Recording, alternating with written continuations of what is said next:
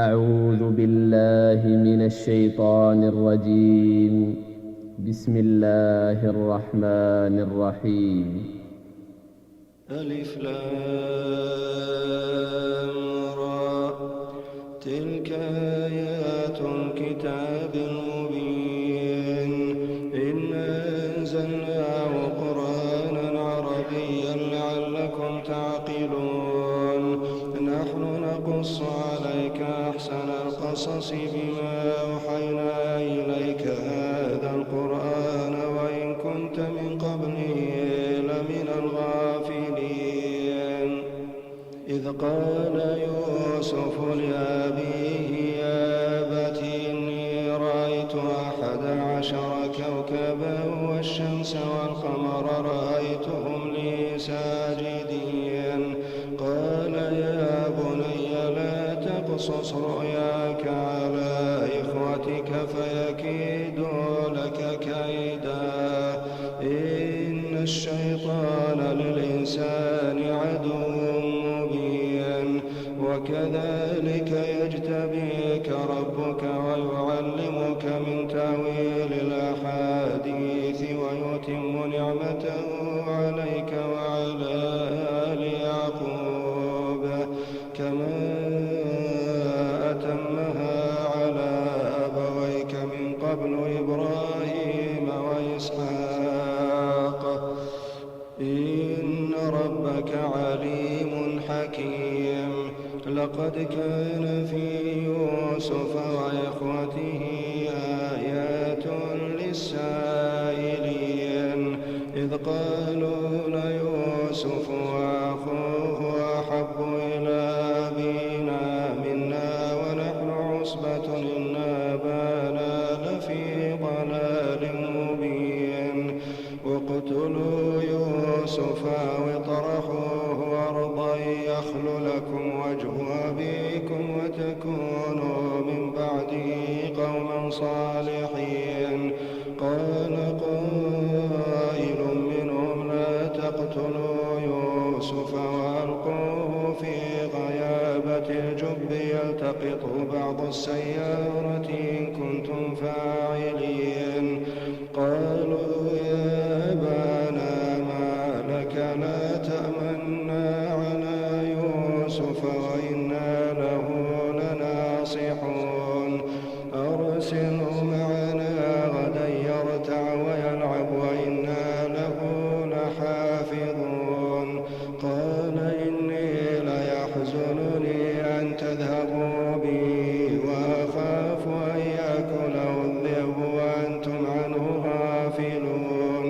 قالوا لئن أكله الذئب ونحن عصبة إنا إذا لخاسرون. فلما ذهبوا به وأجمعوا أن يجعلوه في غيابة الجب وأوحينا إليه لتنبئنهم بأمرهم هذا وهم لا يشعرون. وجاءوا أباهم عشاء يبكون. قالوا يا أبانا إنا ذهبنا نستبق وتركنا يوسف عند متاعنا فأكله الذئب وما أنت بمؤمن لنا ولو كنا صادقين. وجاءوا على قميصه بدم كذب. قال بل سولت لكم أنفسكم أمرا فصبر جميل والله المستعان على ما تصفون. وجاءت سيارة فأرسلوا واردهم فأدلى دلوه قال يا بشرى هذا غلام وأسروه بضاعة والله عليم بما يعملون. وشروا بثمن بخس دراهم معدودة وكانوا فيه من الزاهدين.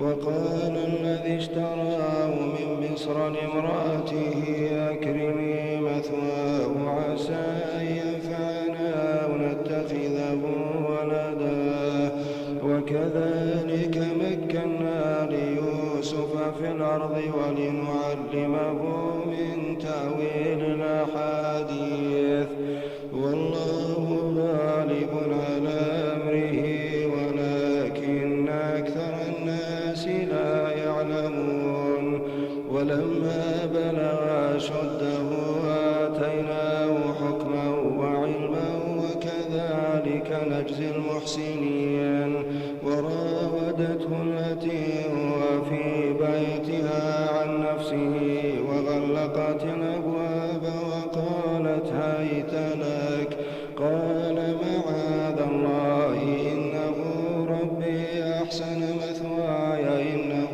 لا يفلح الظالمون ولقد همت به وهم بها لولا أن رأى برهان ربه كذلك لنصرف عنه السوء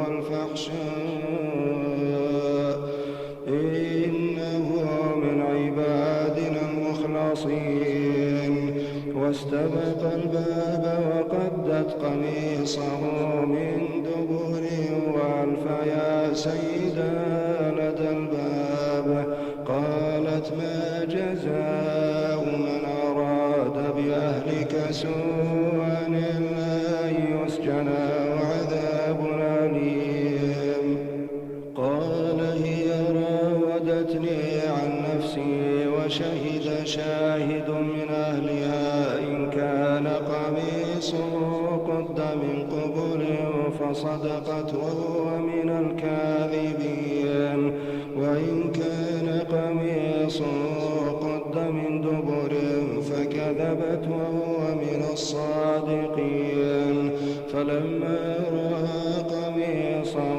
قد من دبر قال إنه من كيدكن إن كيدكن عظيم يوسف أعرض عن هذا واستغفري لذنبك إنك كنت من الخاطئين وقال نسوة في المدينة امرأة العزيز تراود فتاها عن نفسه قد شغفها حبا إنا لنراها في ضلال مبين فلما سمعت بمكرهن أرسلت إليهن وأعتدت لهن متكئا وآتت كل واحدة منهن سكينا وقالت اخرج عليهن فلما رأينه أكبرنه وقطعن أيديهن وقلن حاش لله ما هذا بشرا إن هذا إلا ملك كريم قالت فذلكن الذي لمتنني فيه ولقد راودته عن نفسه فاستعصم ولئن لم يفعل ما آمره ليسجنن وليكونا من الصاغرين قال رب السجن أحب إلي مما يدعونني إليه وإلا تصرف عني كيدهن أصب إليهن وأكن من الجاهلين فاستجاب له ربه فصرف عنه كيدهن إنه هو السميع العليم ثم بدا لهم من بعد ما رأوا الآيات ليسجننه حتى حين ودخل معه السجن فتيان قال أحدهما إني أراني أعصر خمرا وقال الآخر إني أراني أحمل فوق رأسي خبزا تأكل الطير منه نبئنا بتأويله إنا نراك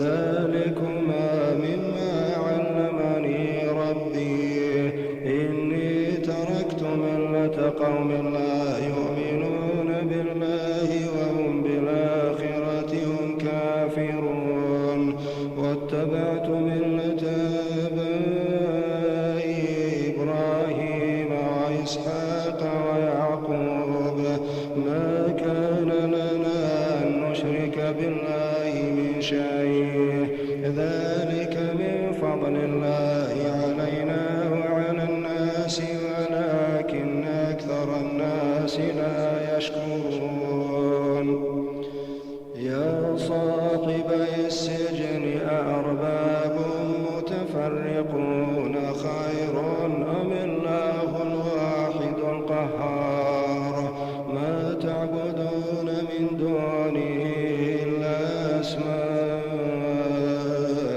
سميتموها أنتم وآباؤكم ما أنزل الله بها من سلطان إن الحكم إلا لله أمر أن لا تعبدوا إلا إياه ذلك الدين القيم ولكن أكثر الناس لا يعلمون يا صاحبي السجن أما أحدكما فيسقي ربه خمرا وأما الآخر فيصلب فتأكل الطير من رأسه قضي الأمر الذي فيه تستفتيان وقال للذي ظن أنه ناج منه اذكرني عند ربك فأنساه الشيطان ذكر ربه فلبث في السجن بضع سنين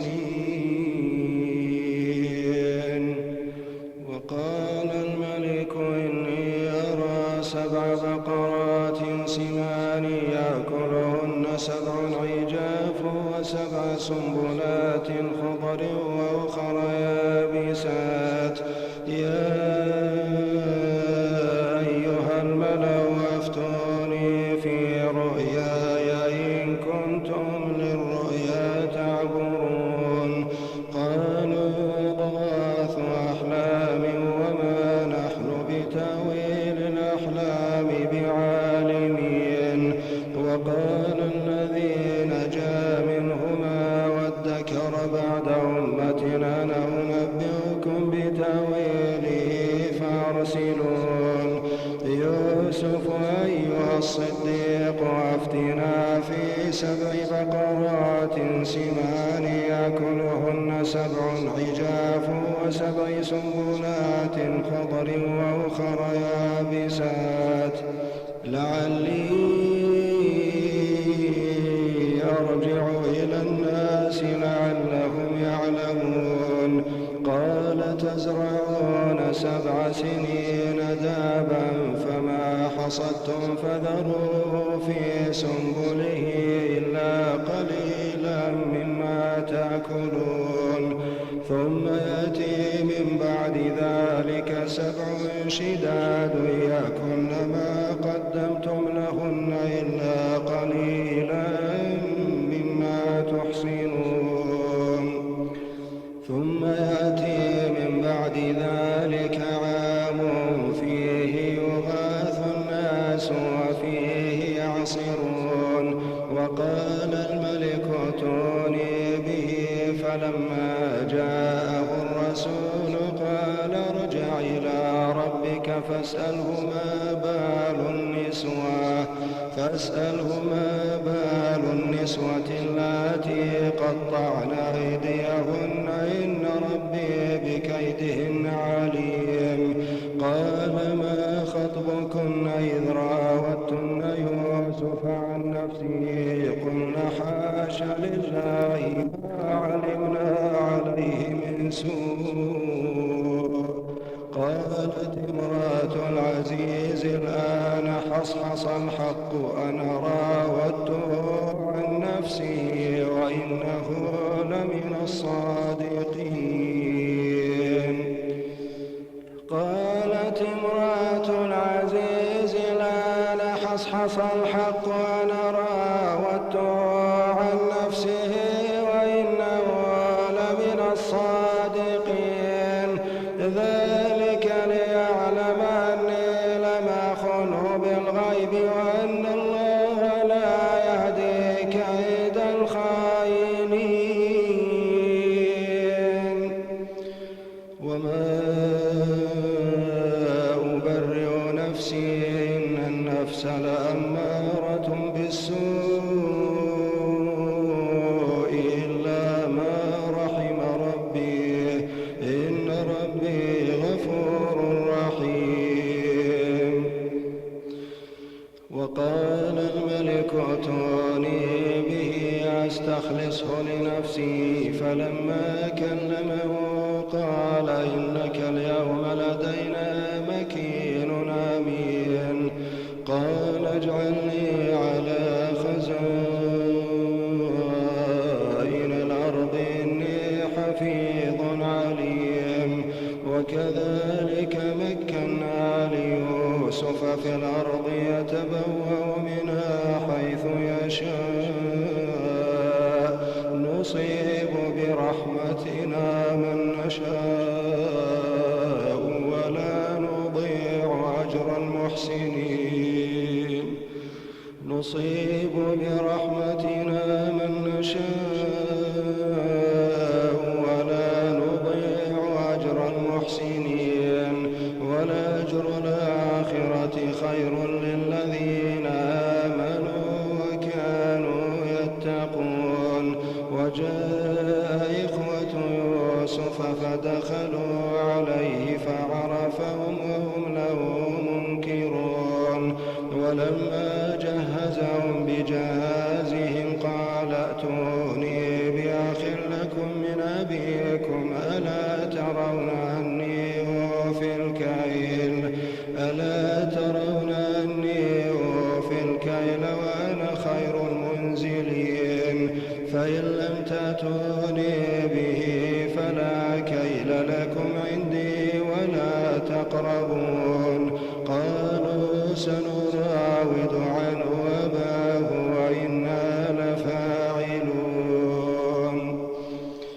وقال لفتيان اجعلوا بضاعتهم في رحالهم لعلهم يعرفونها إذا انقلبوا إلى أهلهم لعلهم يرجعون فلما رجعوا إلى أبيهم قالوا يا أبانا منع منا الكيل فأرسل معنا أخانا نكتل وإنا له لحافظون قال هل آمنكم عليه إلا كما أمنتكم على أخيه من قبل فالله خير حافظا وهو أرحم الراحمين ولما فتحوا متاعهم وجدوا بضاعتهم ردت إليهم قالوا يا أبانا ما نبغي هذه بضاعتنا ردت إلينا ونمير أهلنا ونحفظ أخانا ونزداد كيل بعير ذلك كيل يسير قال لنرسله معكم حتى تؤتون موثقا من الله لتأتونني به إلا أن يحاط بكم فلما آتوا موثقهم قال الله على ما نقول وكيل وقال يا بني لا تدخلوا من باب واحد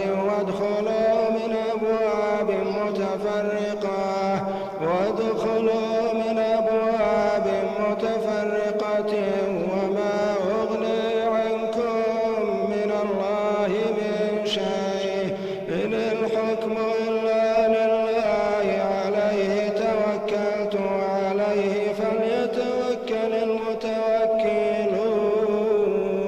المتوكلون ولما دخلوا من حيث أمرهم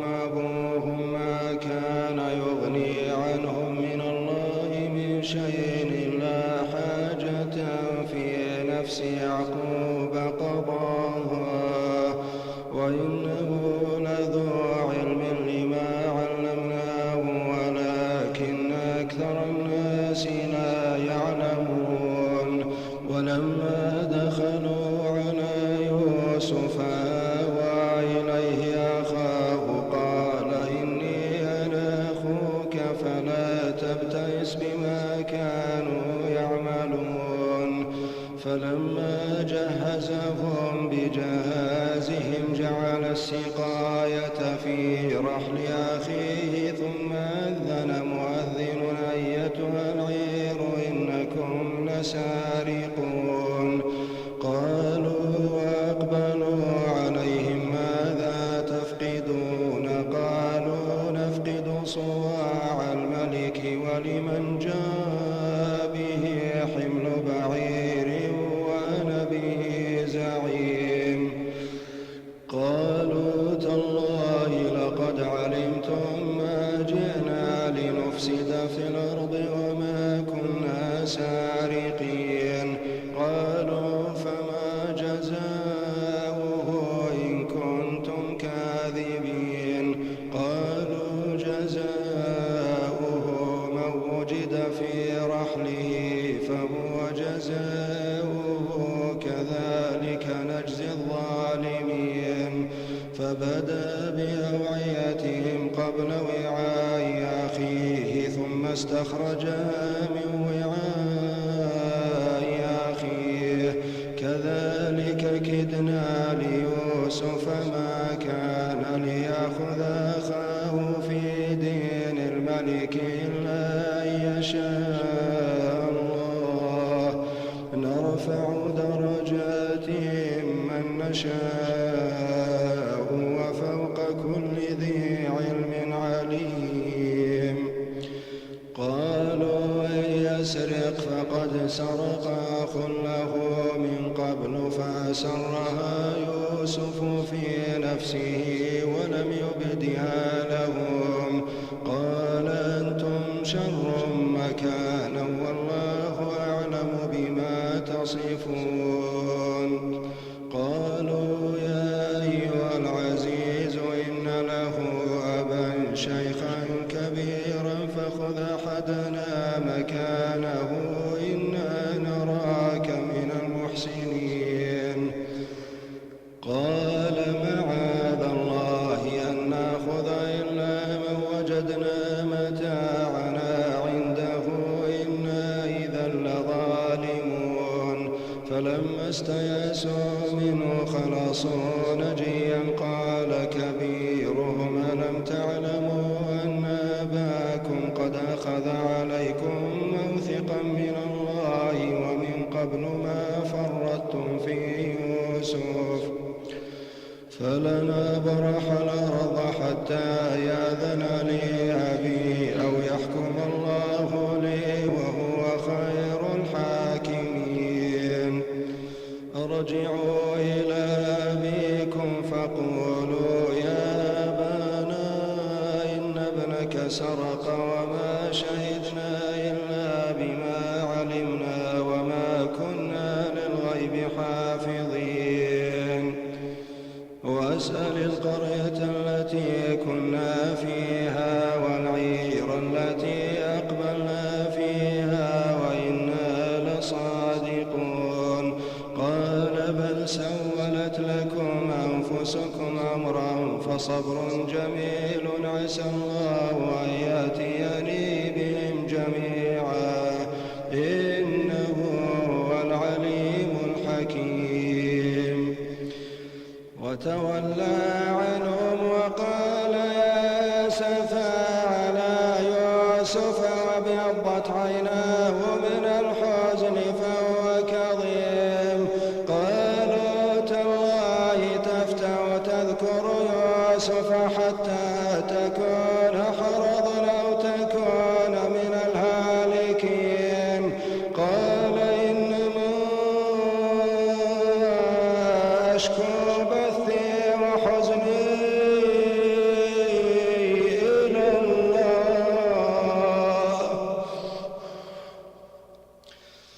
قال إنما أشكو بثي وحزني إلى الله وأعلم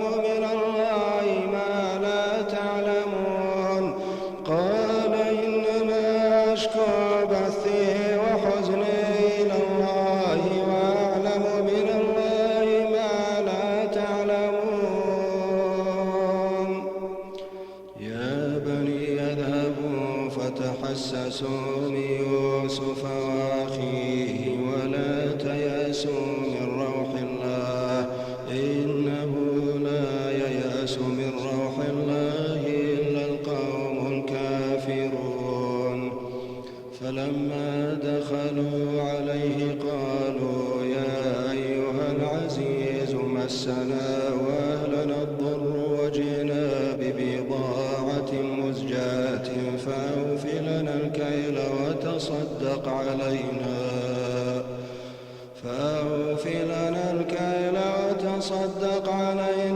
إن الله يجزي المتصدقين.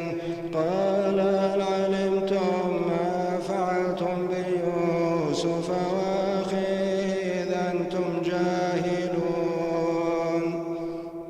قالوا أئنك لأنت يوسف؟ قال أنا يوسف وهذا أخي قد من الله علينا إنه من يتق ويصبر فإن الله لا يضيع أجر المحسنين. قالوا تالله لقد آثرك الله علينا وإن كنا لخاطئين. قال لا تثريب عليكم اليوم يغفر الله لكم وهو أرحم الراحمين. اذهبوا بقميصي هذا فألقوه على وجه أبي يأت بصيرا وأتوني بأهلكم أجمعين. ولما فصلت العير قال أبوهم إني لأجد ريح يوسف لولا أن تفندون.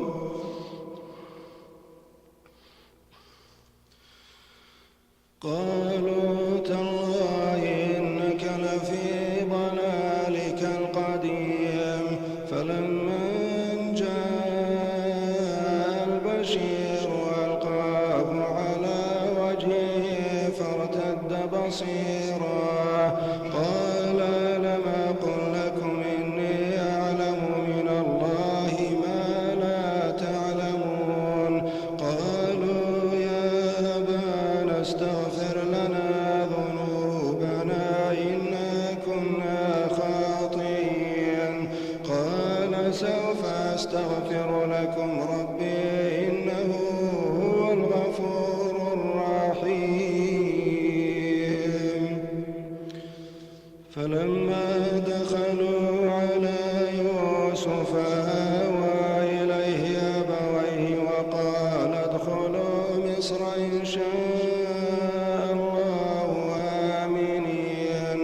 ورفع أبويه على العرش وخروا له سجدا وقال يا أبت هذا تأويل رؤياي من قبل قد جعلها ربي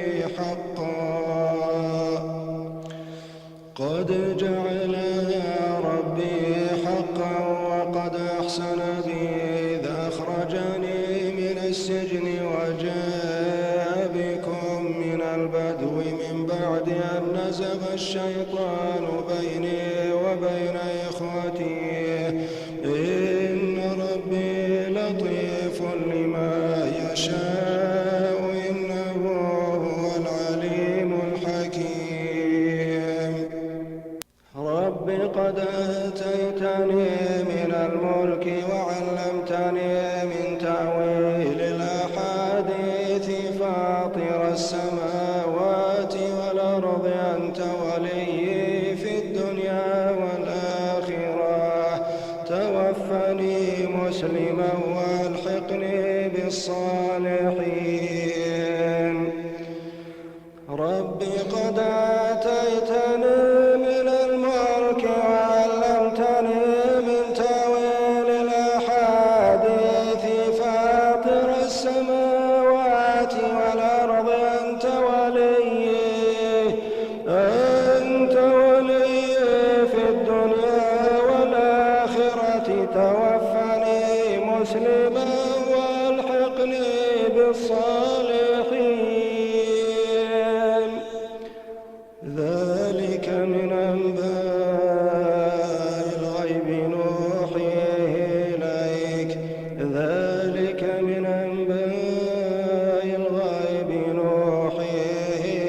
وما كنت لديهم إذ أجمعوا أمرهم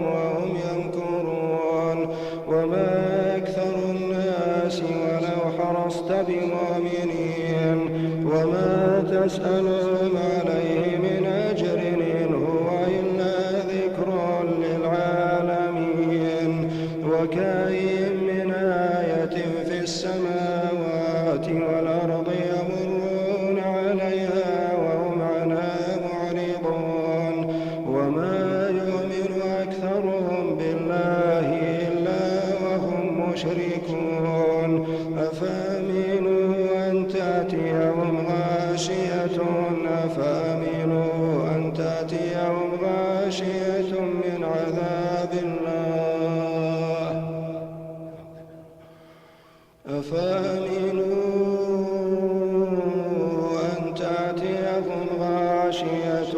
عذاب الله أو تأتيهم الساعة بغتة وهم لا يشعرون. قل هذه سبيلي أدعو إلى الله على بصيرة أنا ومن اتبعني وسبحان الله وما أنا من المشركين.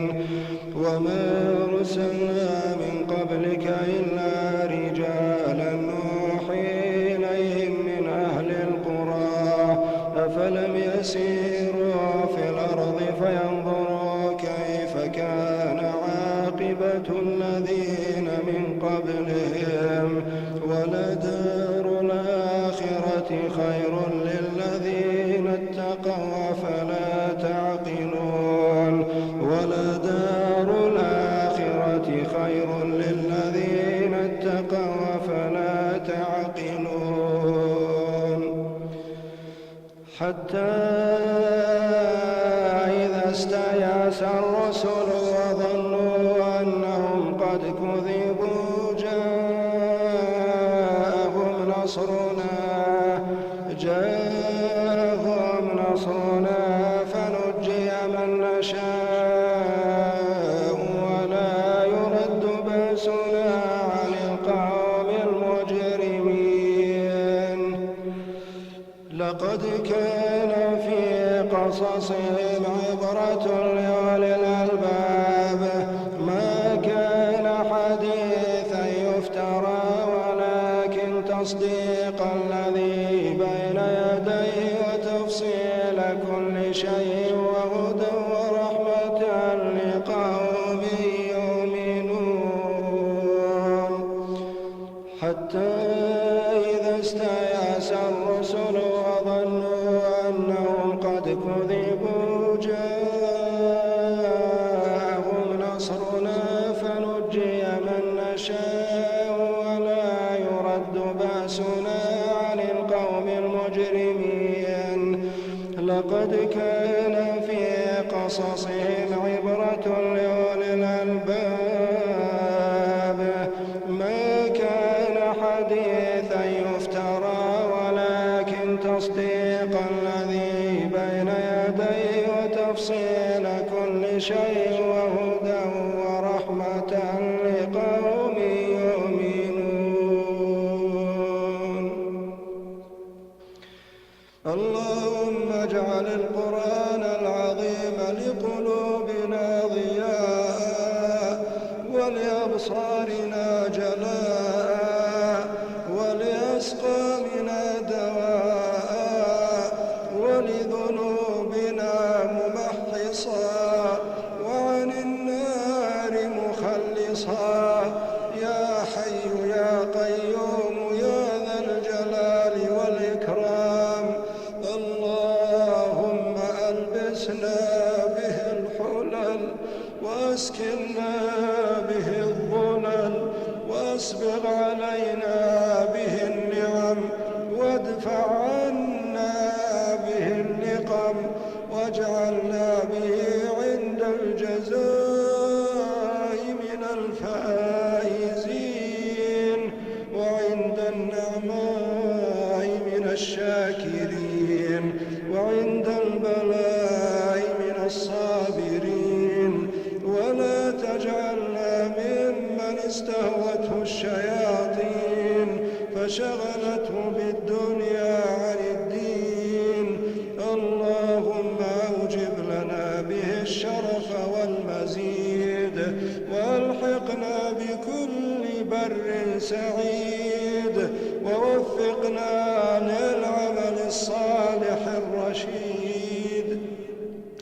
اللهم لا تجعل القرآن لنا مماحلا، ولا الصراط بنا زائلا، ولا محمدا عنا معرضا، واجعله لنا شافعا مشفعا، وأوردنا حوضه، وأسقنا بكاسه مشروبا رويا سائغا هنيئا لا نظمأ بعده أبدا يا أرحم الراحمين.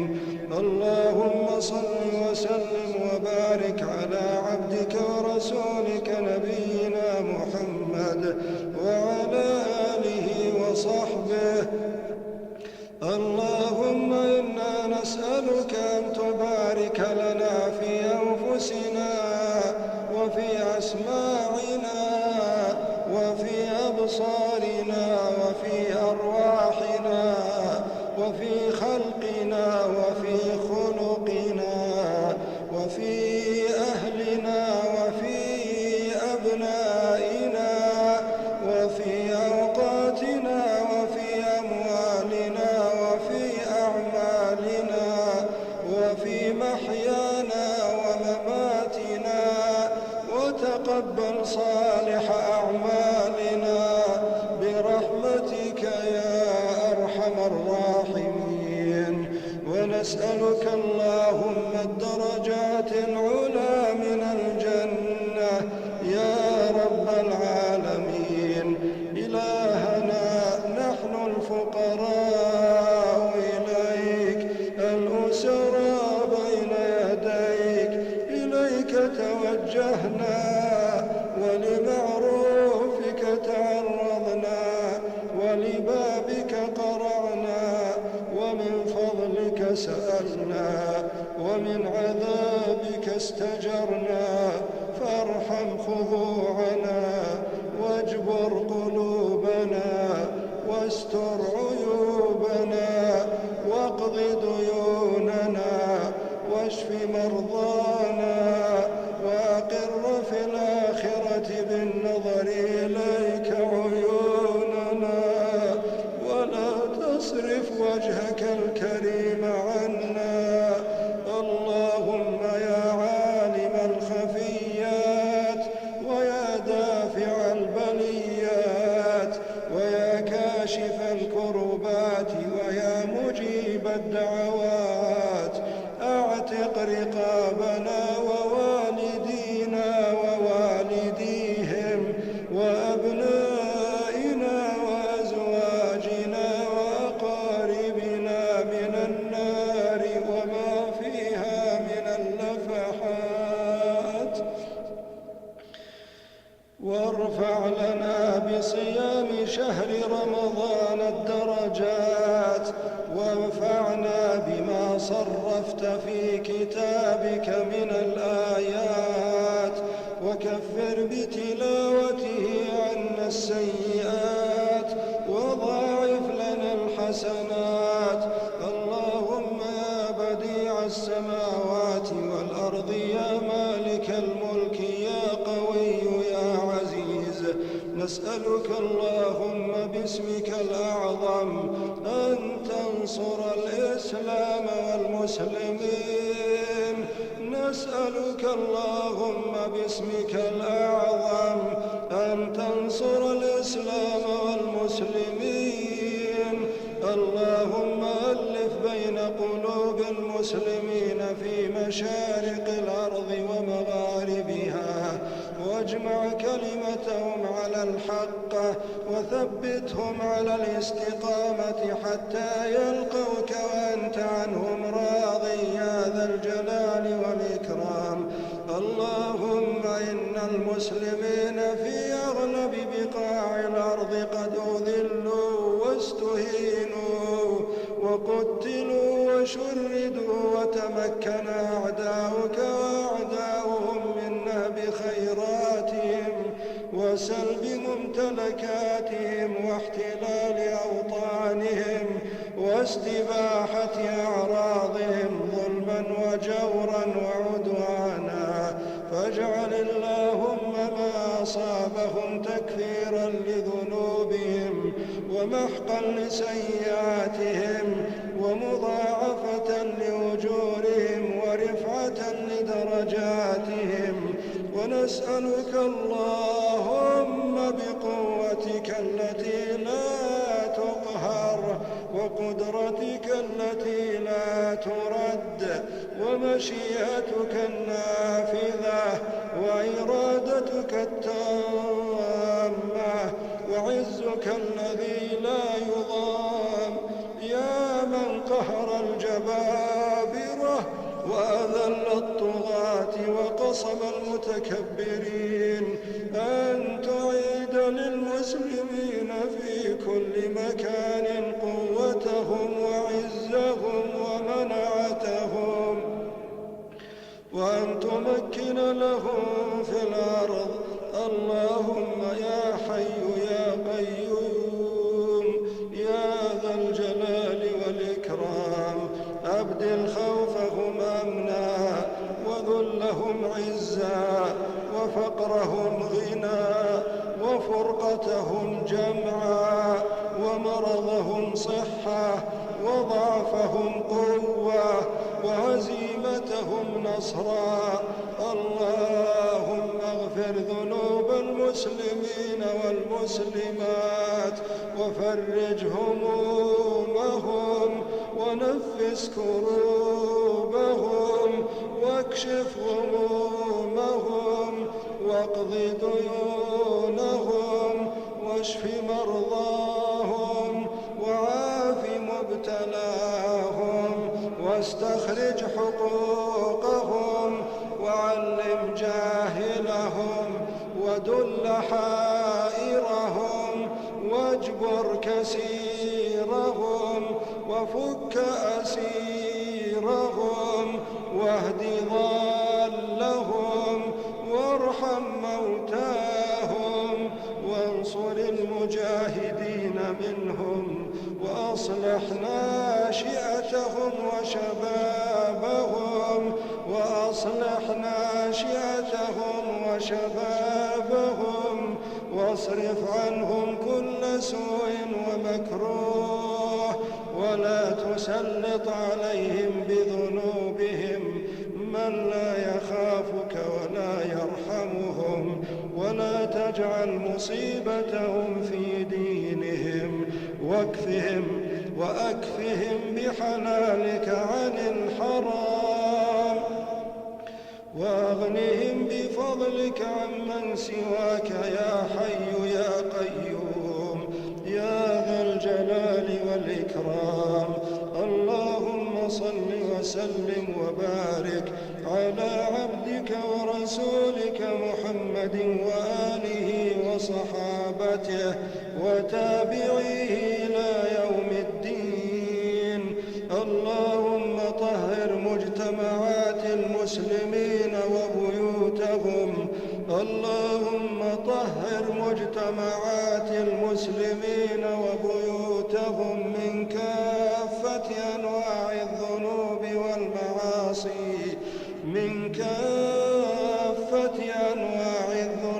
والمعاصي وأسبابها ونقها عما لا يرضيك واجعلها عامرة بذكرك وشكرك وحسن عبادتك.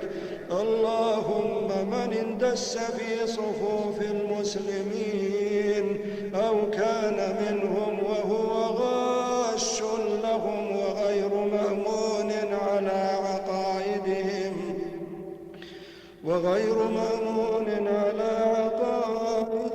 وعقائد أبنائهم وأخلاق أبنائهم فاقسم اللهم ظهره واكشف سريرته وشتت شمله وأشغله عنهم بنفسه ورد كيده في نحره واجعل تدبيره تدميرا له يا رب العالمين. يا حي يا قيوم يا ذا الجلال والإكرام. اللهم صل وسلم وبارك على عبدك ورسولك نبينا محمد. اللهم مالك الملك تؤتي الملك من تشاء وتنزع الملك ممن تشاء وتعز من تشاء وتذل من تشاء بيدك الخير إنك على كل شيء قدير. اللهم صل وسلم وبارك على عبدك ورسولك نبينا محمد وآله وصحابته وأتباعه. اللهم اغفر لأهل القبور من المسلمين والمسلمات وارحمهم وعافهم واعف عنهم وأكرم نزلهم ووسع مدخلهم واغسلهم بالماء والثلج والبرد ونقهم من الذنوب والخطايا كما ينقى الثوب الأبيض من الدنس. إلهنا وارحمنا إذا صرنا إلى ما صاروا إليه، وأعنا يا مولانا على ما أعنتهم عليه، وهون علينا سكرات الموت وما لديه. اللهم هون علينا كرب السياق وارزقنا اللهم حسن الخاتمة ولا تمتنا إلا وأنت راض عنا يا كريم يا كريم. اللهم اجعل قبورنا بعد فراق الدنيا خير منازلنا وافسح بها ضيق ملاحدنا، وارحم في موقف العرض عليك ذل مقامنا، وثبت على الصراط أقدامنا، ونجنا من كرب يوم القيامة، وبيض وجوهنا إذا اسودت وجوه العصاة يوم القيامة. اللهم صل وسلم وبارك على عبدك ورسولك نبينا محمد. إلهنا زلت بنا عن مهيع نجاتنا الأقدام، وغرقنا في لجج المعاصي والآثام، وإنا مقرون بالإساءة معترفون بالخطأ والتقصير، نرجو عظيم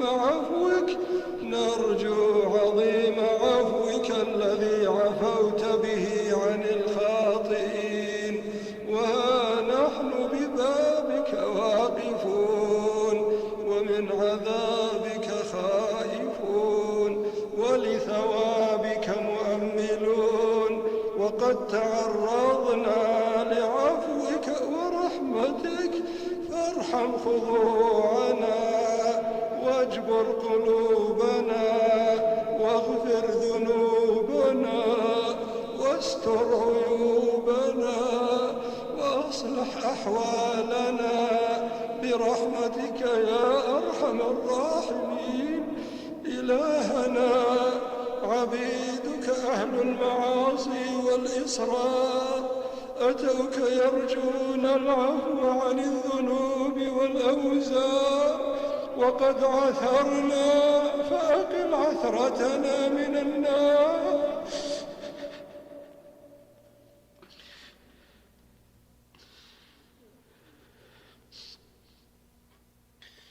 اللهم يا عالم الخفيات ويا دافع البليات ويا كاشف الكربات ويا مجيب الدعوات، نسألك أن تجعل خير أعمالنا خواتمها وخير أعمارنا آخرها، وخير أيامنا يوم لقائك. اللهم اختم لنا بخاتمة السعادة، واجعلنا ووالدينا وذرياتنا وأزواجنا وأقاربنا والمسلمين ممن كتبت لهم الحسنى وزيادة. اللهم أيقظ قلوبنا من رقدات الآمال. اللهم أيقظ قلوبنا من رقدات الآمال، وذكرنا قرب الرحيل ودنو الآجال، وثبت قلوبنا على الإيمان، ووفقنا لصالح الأعمال، وآمنا يوم القيام الأكبر وما فيه من الرجف والزلزال، وأعطنا صحائفنا باليمين يا أرحم الراحمين. اللهم صل وسلم وبارك على عبدك ورسولك نبينا محمد. اللهم يا حي يا قيوم يا ذا الجلال والإكرام، يا قوي يا عزيز، دمر اليهود والمشركين والكفرة والملحدين والطغاة والمفسدين. اللهم يا حي يا قيوم يا ذا الجلال والإكرام، يا قوي يا عزيز، دمر اليهود والمشركين والكفرة والملحدين والطغاة والمفسدين ومن على شاكلتهم يا أرحم الراحمين. اللهم مزقهم شر ممزق. اللهم ارفع عنهم يدك واشدد عليهم وطأتك، واجعلهم عبرة للمعتبرين يا رب العالمين. اللهم احصهم عددا واقتلهم بددا، ولا تبق منهم أحدا يا حي يا قيوم يا ذا الجلال والإكرام. اللهم اطمس على أموالهم واشدد على قلوبهم، وخلص ديار المسلمين من قبضتهم، وأورث المسلمين ديارهم وأموالهم بقدرتك وقوتك يا أرحم الراحمين يا أرحم الراحمين. اللهم لا تجعل لشرورهم في المسلمين وأبنائهم منفذا. اللهم لا تجعل لشرورهم في المسلمين وأبنائهم منفذا، واحفظ ناشئة المسلمين عما يكيدونه لهم ويخططونه لتدمير عقائدهم وزعزعة إيمانهم وفساد أخلاقهم. اللهم اعكس مرادهم عليهم، واجعل ناشئة المسلمين حربا عليهم. اللهم يا حي يا قيوم خلص المسجد الأقصى من قبضة اليهود الغاصبين، وطهره من أدناسهم، واعده إلى أمة الإسلام يا رب العالمين. اللهم صل وسلم وبارك على عبدك ورسولك نبينا محمد. اللهم إن شهر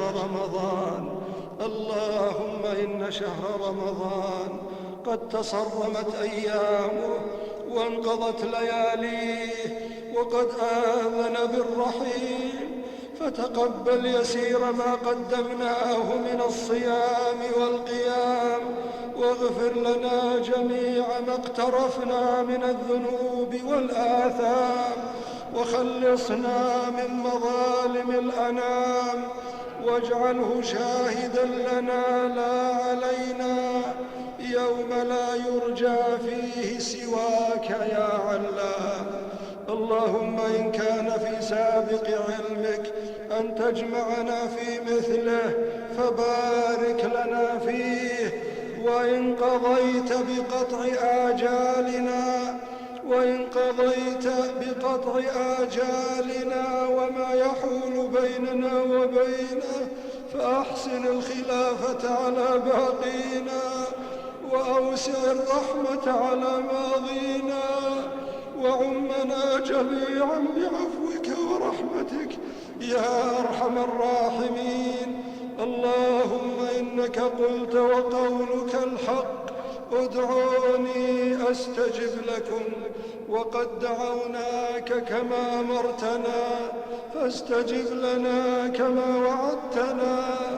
اللهم تفضل علينا بالقبول والإجابة وارزقنا صدق التوبة وحسن الإنابة، واجعلنا ممن رجع إليك فأكرمت مآبه، واجعل مآلنا إلى جناتك وأعذنا من نيرانك.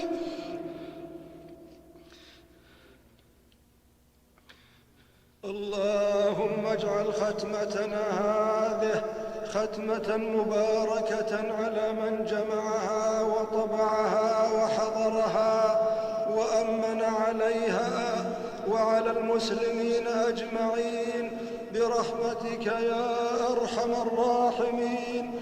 ربنا آتنا في الدنيا حسنة وفي الآخرة حسنة وقنا عذاب النار.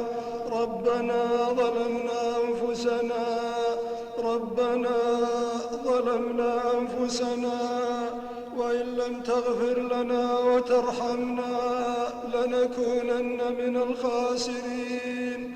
ربنا لا تزغ قلوبنا بعد إذ هديتنا وهب لنا من لدنك رحمة إنك أنت الوهاب. ربنا لا تؤاخذنا إن نسينا أو أخطأنا. ربنا ولا تحمل علينا إصرا كما حملته على الذين من قبلنا. ربنا ولا تحملنا ما لا طاقة لنا به. واعف عنا واغفر لنا وارحمنا، أنت مولانا فانصرنا على القوم الكافرين. ربنا تقبل منا إنك أنت السميع العليم، وتب علينا إنك أنت التواب الرحيم. سبحان ربك رب العزة عما يصفون وسلام على المرسلين والحمد لله رب العالمين. وصلى الله وسلم وبارك على سيد الأولين والآخرين